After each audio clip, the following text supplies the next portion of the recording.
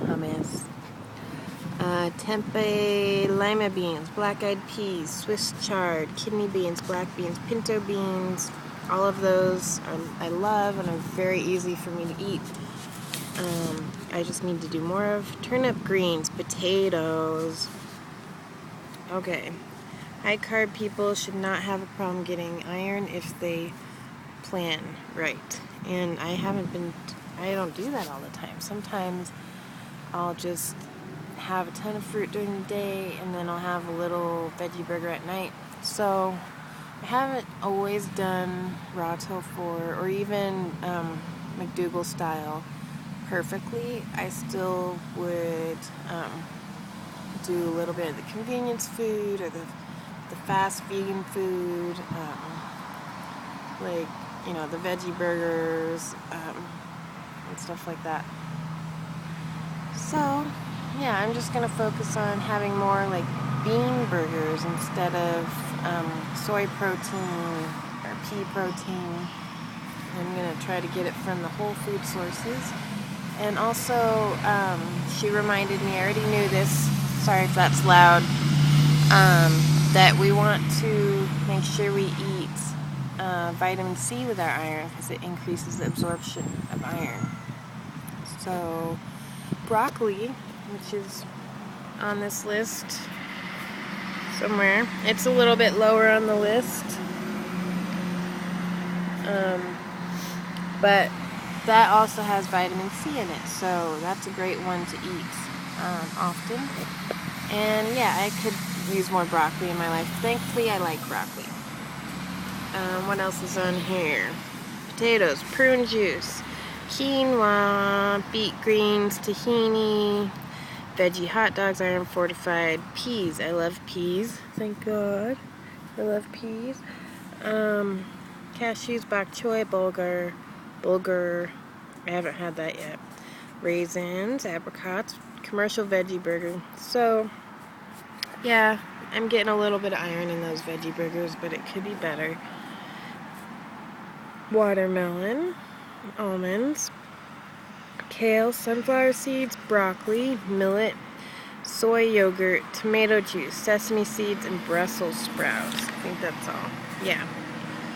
So, obviously there's a wide variety of iron-rich foods that vegans can eat, and we just have to make a point to actually eat them. And if you're eating 100% or a high fruit diet, you need to try even harder because, like I said, like this article says, that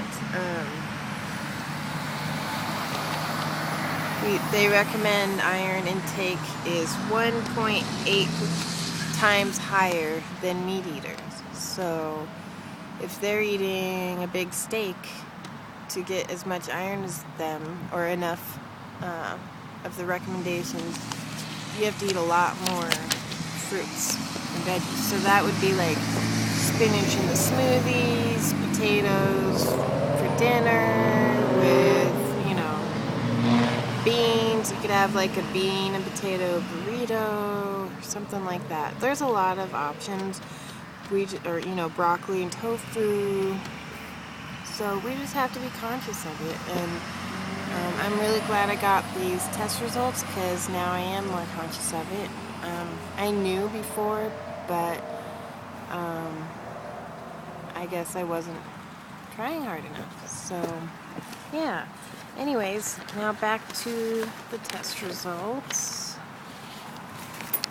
It's kind of windy. I hope it doesn't start raining. I like the rain, but not when I'm outside trying to make a video. Okay. So, back to the results. Iron, a little bit low. Iron saturation, obviously, a little bit low. Now, I don't know exactly which results indicate this, but my NP said that the other iron results were good, so that means that I'm not bleeding internally. It's not related to menstruation. It's just simply dietary, so it's easily fixable, and that she'll want to keep an eye on that and do more tests And about 6 months is how long it takes to pan out and improve with continuous dietary intake of iron. Vitamin D was low. Again, it was in February, so is that surprising to anybody? Not really.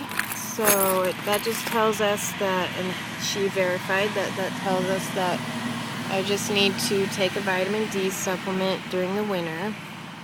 Maybe I should go tanning, like Freely does. And also it's important to know that vitamin D, I can't remember which one, but one type of vitamin D is not vegan. I believe it comes from like sheep or something like that. And I think that it's vitamin D2, and vitamin D3 is vegan, and that's the one that you want to look for. Don't quote me, you want to double check that, look it up, but it's something to know, just so you don't buy a vitamin D supplement because you're vegan and it ends up being made out of animals. So that would suck. I would not be happy. I'm sure you guys would not be happy about that either. Oh, look at this. The infamous B12. It's in range. She did say it was at the lower end of the range, and since I have a high energy job as a massage therapist, that it would probably be good for me to get a little bit more. So she did suggest to take a little B12 supplement. So I'm gonna start taking that, and I've been thinking about doing that for a while. So now I just know that I do need to do that, and so I'll be getting some, I think, D3 and B12. Maybe there's a combination vegan supplement that I can take to get both of those vitamins in one pill. We'll see. We'll find out. But I am going to start taking that probably weekly just to get a little bit extra. And I do eat nutritional yeast, but not consistently enough to, obviously not consistently enough to make a difference. And occasionally I have some B12 fortified food, but obviously still not enough to really make a difference, so I am going to do the supplement. Okay, what else? We've got whatever this is in range. Now here we have the lipid panel. Triglycerides, beautiful. Cholesterol, beautiful.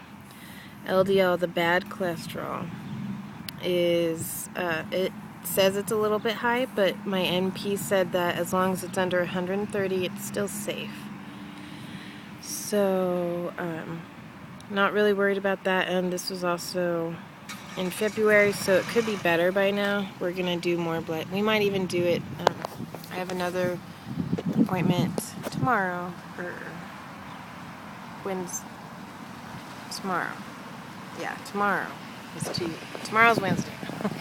And I'm going back tomorrow. I might get my blood drawn again, just to see where we're at and see if I actually do still have these issues from February. So, HDL, good cholesterol, over 39, beautiful.